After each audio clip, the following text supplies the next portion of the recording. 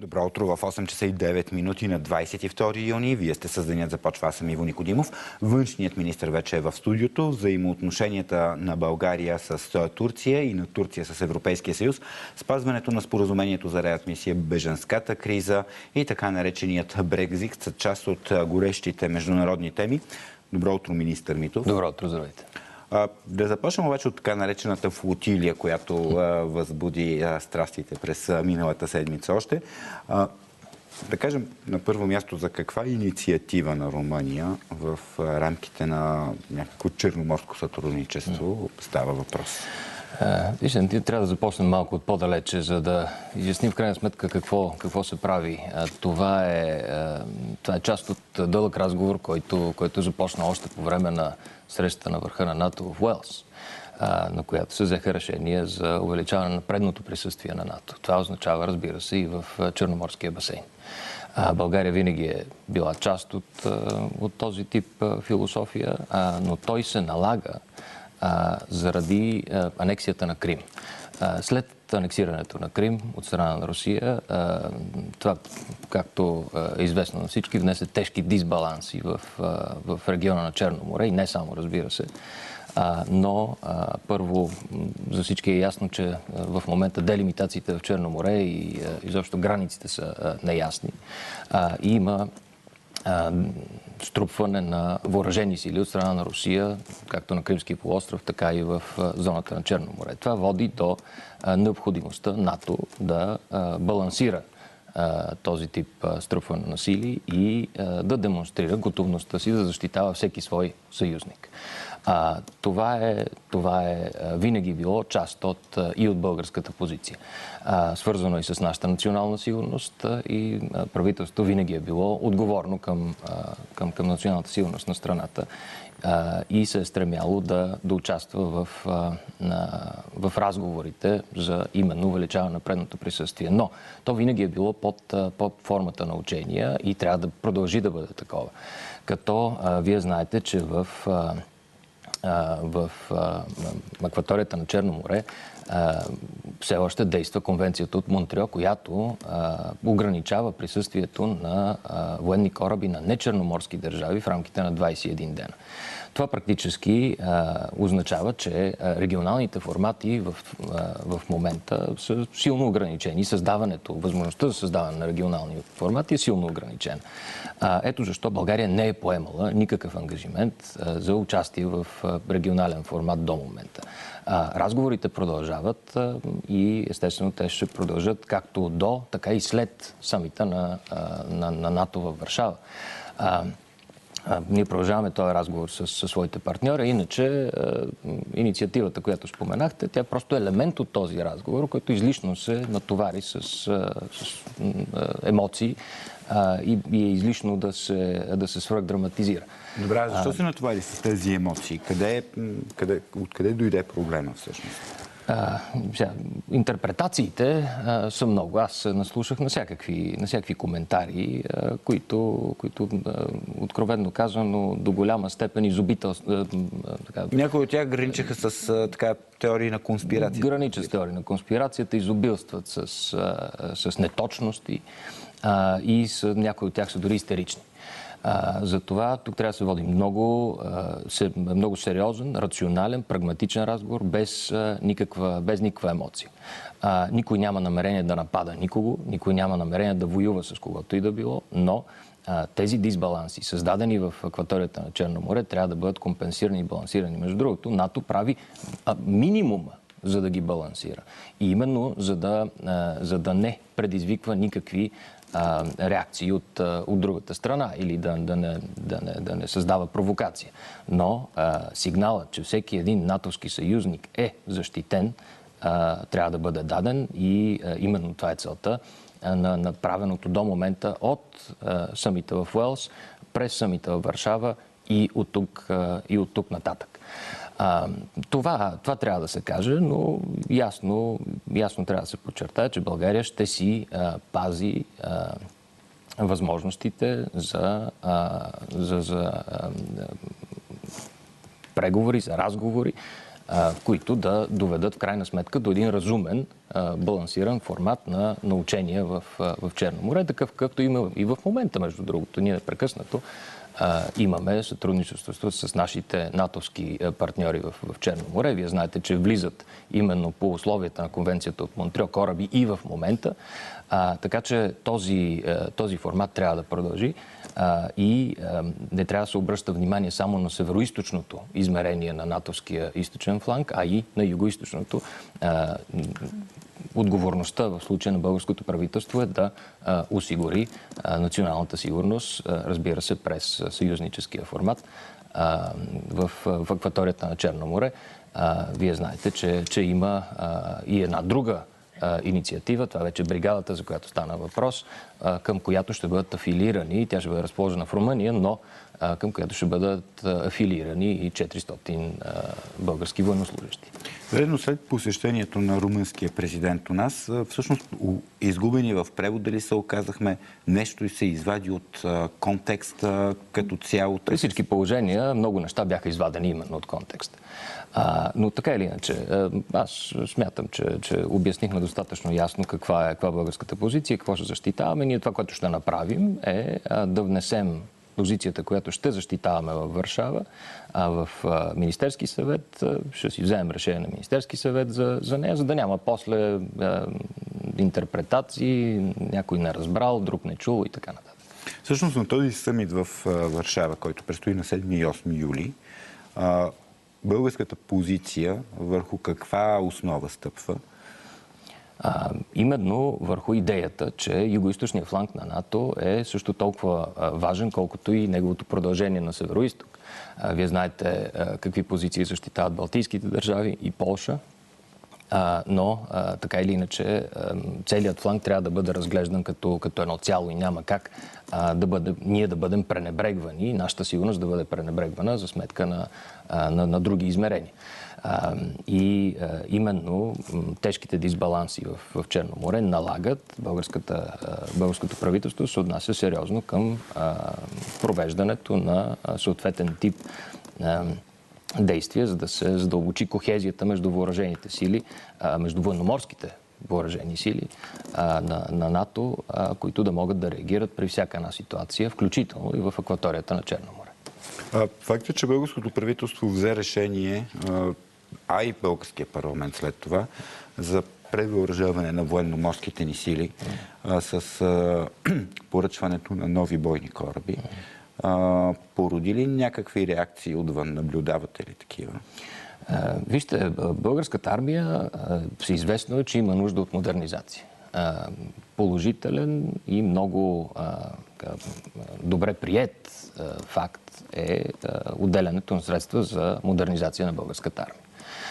Тук не говорим само, разбира се, за кораби, говорим за военно-въздушните ни сили, говорим естествено и за всеки един аспект от модернизацията на армията. Нищо няма да стане изведнъж, но вие знаете добре, че в продължение на години една голяма част от натовските държави отделяха недостатъчно средства за отбрана и сигурност.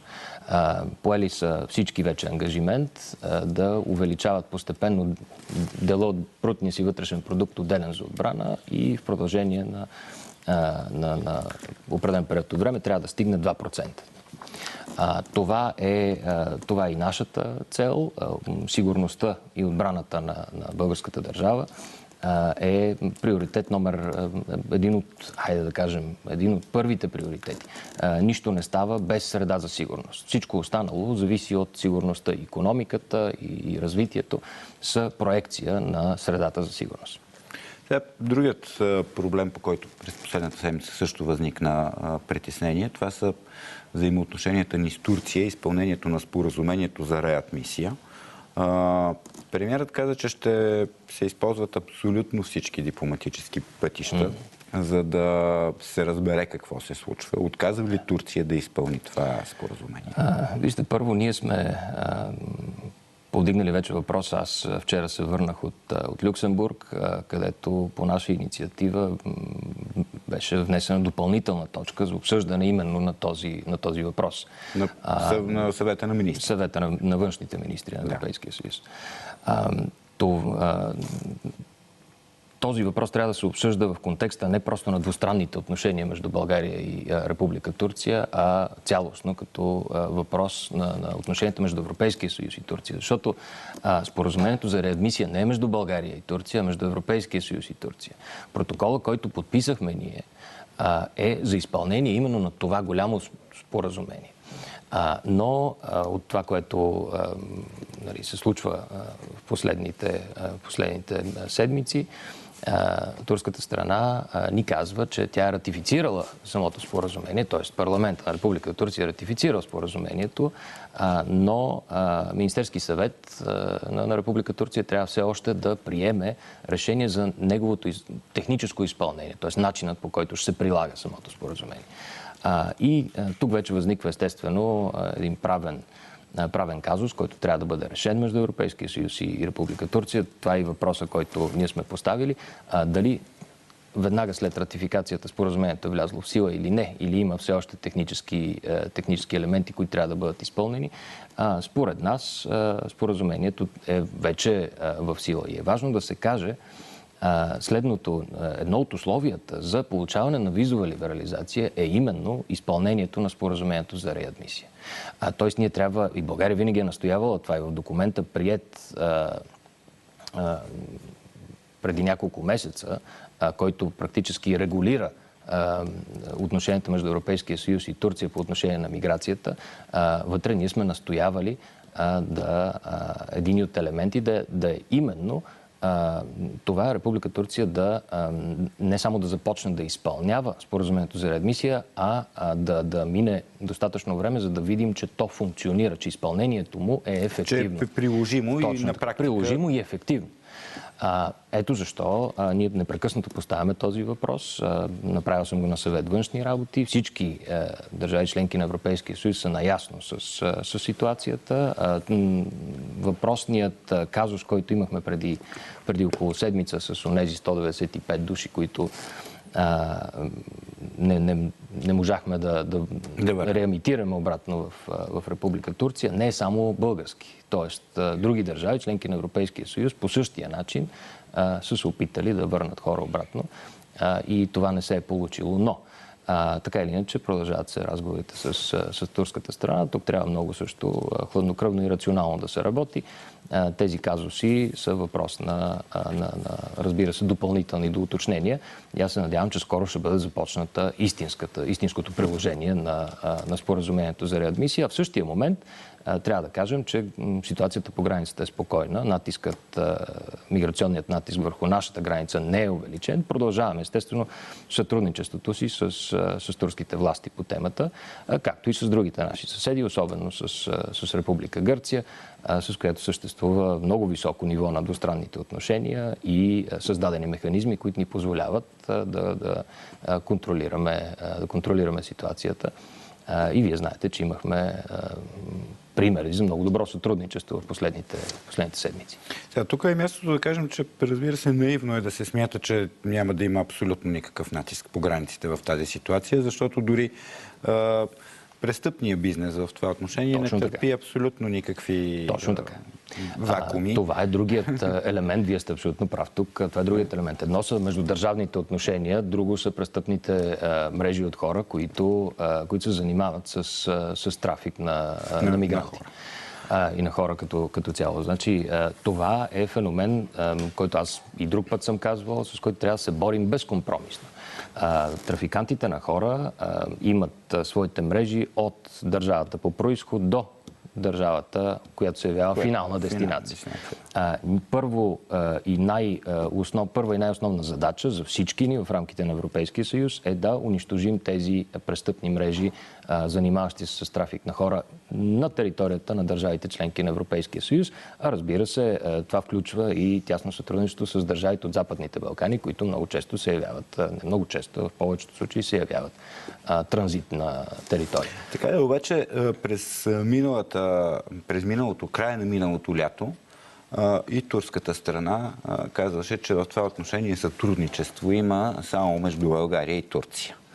И оттам насетне никой нищо не го интересува. Промени ли се тази ситуация според вас?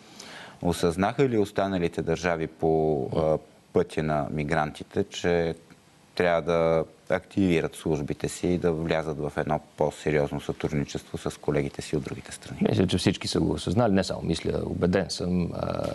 Ясно е, че не винаги е лесно в една подобна ситуация да се промени рамката, която се е работила до момента. Но кризата и натискът създават именно тези условия. И аз много често съм казвал дори, че трябва да използваме кризите, за да можем да постигнем по-голямо ниво на интеграция вътре в рамките на Европейския съюз, по определени политики и в определени институции. Например, Frontex и създаването на истинска европейска гранична полиция са двата елемента, които Европейския съюз в момента трябва да осъзнае, че е възможно да задълбочи интеграцията си по тази линия. Европейския съюз трябва да гледа на себе си като на едно цяло, което има външни граници. Тези външни граници трябва да бъдат пазени от всички държави, всички 28 държави, заедно, съвместно с общи средства, трябва с общи да е усилия. абсолютно споделена. Трябва да е споделена отговорността и, разбира се, принципа на солидарност. Тук трябва да е неизменен. Но това помага на абсолютно всички. Защото ние би било абсолютно нелепо да започнем да губим свободи, които вече са извоювани в рамките на Европейския съюз и на Шенгенската зона, именно свободното движение на хора, стоки, капитали, услуги. Граници и обратното им издигане в рамките на Европейския съюз и по-специално Шенген е недопустимо. Където има такива прецеденти, те, разбира се, са временни. И аз съм убеден, имайки предвид и вече каква е атмосферата, че именно натам се върви.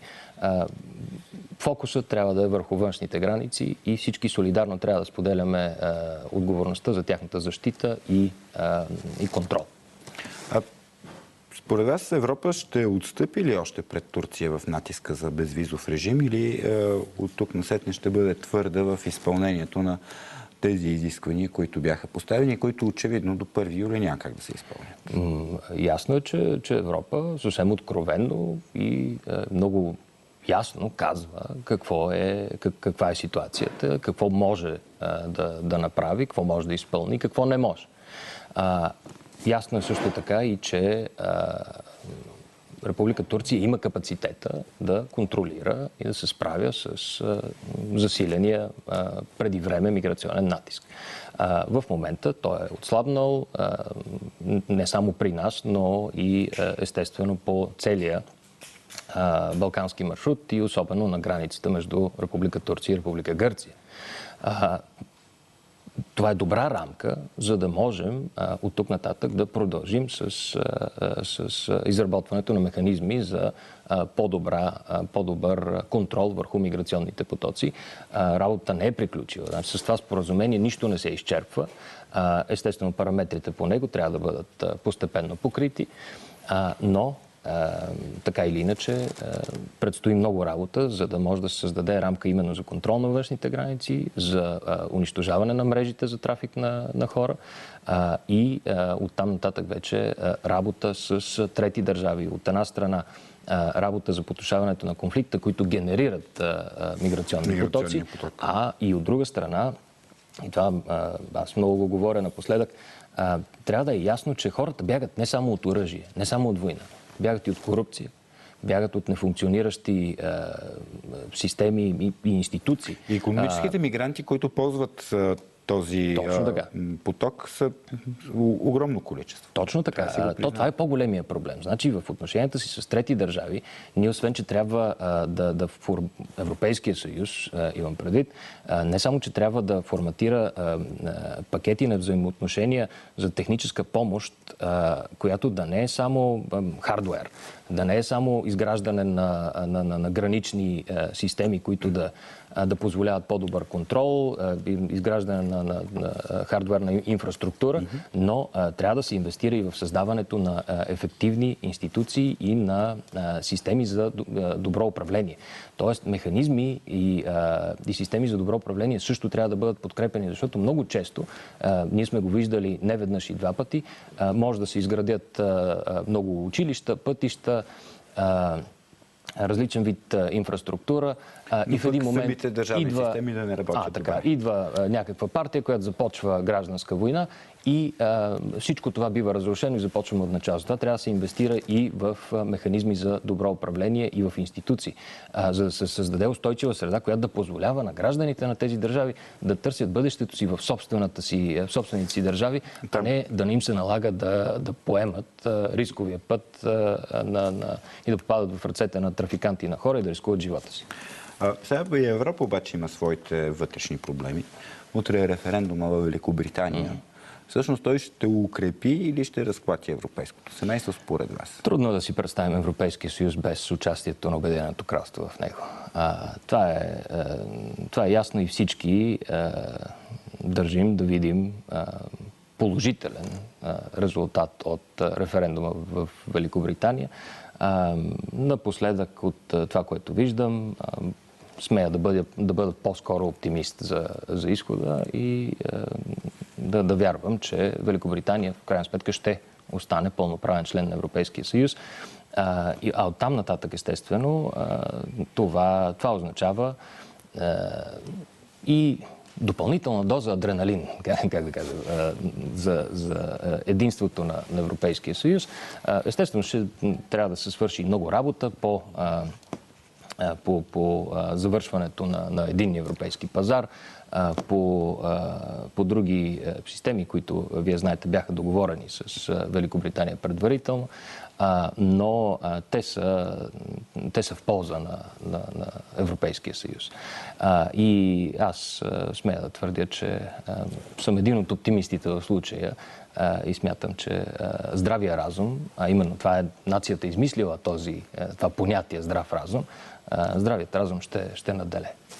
Всички разчитаме на това, че здравия разум в Великобритания ще остави страната в Европейския съюз, но дори при една такова развитие на нещата, което може би наистина е най-вероятното, този референдум ще отключи ли, има ли риск да отключи според вас и други референдуми в други страни? Само ако Великобритания гласува излизането си от Европейския съюз. Такава опасност би могла естествено да се появи, като естествено ние трябва да я предвидим и Европейския съюз не бива да попада в ситуация на ефект на доминото и други държави да започнат да искат подобен референдум, но аз не смятам, че има подобна тенденция, въпреки на моменти и на места набиращите сили националисти, популисти, ксенофобски някакви движения, които в момента намират хранителна среда в ситуация на динамична геополитическа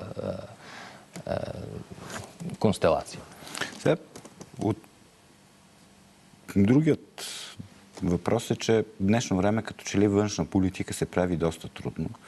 Безспорно. Доста трудно е така да намериш правилната позиция между Вашингтон, Брюксел и Москва.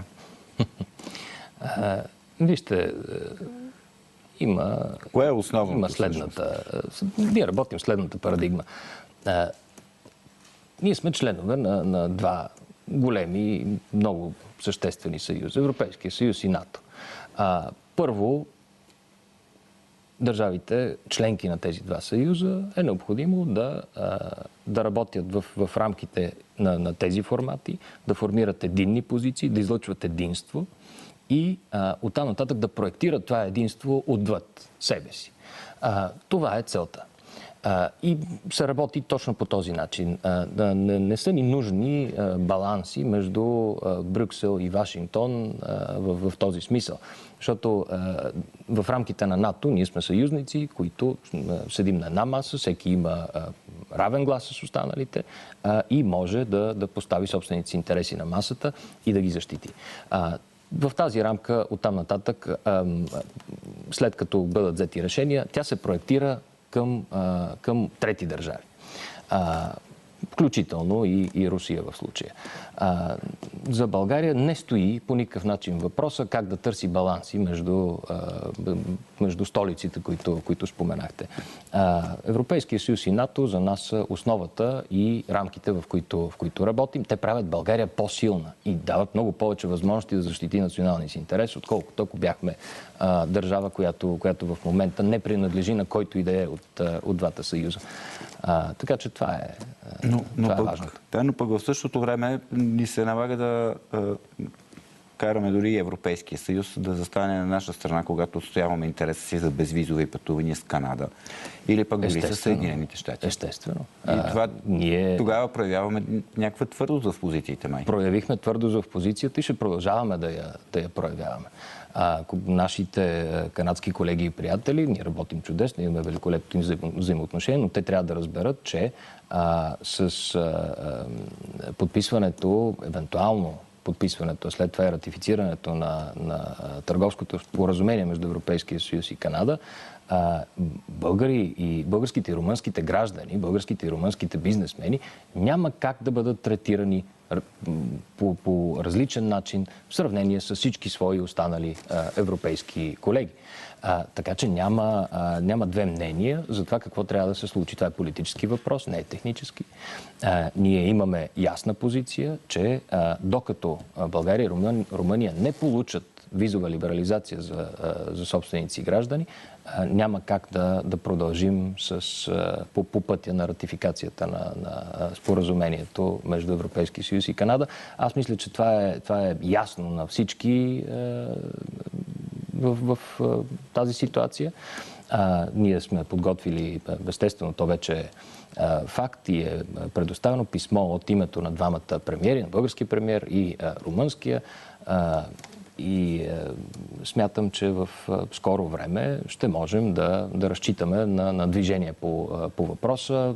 Следващия месец тук идва и техническа мисия от Канада, която ще се занимава естествено с детайлите около оформянето на визовата либерализация.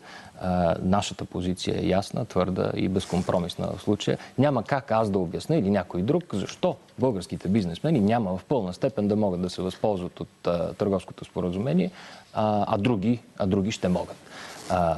Така че за това ние сме взели съответната позиция, но аз съм убеден, че разбирането в случая е на лице. Днес приключва груповата фаза на Европейското първенство по футбол. Започват най-интересните матчове. Очаква се доста българи да поемат по пътя към Франция, държава, която преживя, за съжаление, няколко терористични акта. Следва Олимпиадата в Бразилия, където също се предприемат сериозни мерки за сигурност. През лятото се пътува и по други дестинации, включително съседна Турция, където виждаме на какво са подложени властите там, на какви атаки. Какво е важно за българите, които ще поемат по тези дестинации в следващите месеци? Естествено да се забавляват и да се наслаждават на спортните събития, но Външно министерство винаги е призовавало в случая да обърнат внимание, да отделят няколко минути, защото то буквално отнема няколко минути, да се регистрират на сайта на Външно министерство. Ние имаме една услуга, наречена "Пътувам за", която дава практическа формула за това как е възможно българските консулства и дипломатически представителства да реагират в извънредни ситуации, бедствия, граждански безредици. Всичко става, не дай си Боже, естествено, но много би ни помогнало, ако всеки един български гражданин, преди да тръгне да пътува на някъде, използва тази услуга на Външно министерство. Първо, за да погледне и да прецени степента на риск, поеман в съответната държава, при пътуване в съответната държава. Второ, естествено, да остави контакти за връзка с себе си, така че да могат българските дипломати при нужда евентуално да се свържат с всички хора, които се намират на територията на съответната държава.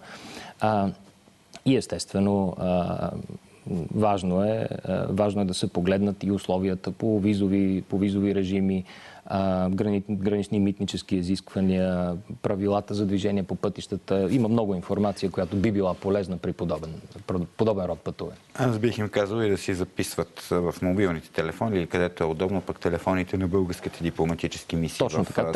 Те са описани в същата основа. Защото българските дипломати са готови да реагират във всяка една ситуация, особено когато пък възникне някакво по-сериозно напрежение. Добре, благодаря ви за този разговор. Благодаря ви аз. Това, което аз си направих като извод е, че българската политика стъпва на темата сътрудничество, а не на темата противопоставяне. По никакъв начин. Никой не е искал никога противопоставяне от наша страна, но когато обстоятелствата налагат определени действия, ние не можем да не се съобразяваме с реалността. Както се казва, натиск чрез сътрудничество. Добре, благодаря ви много. Благодаря. Успех. Ние продължаваме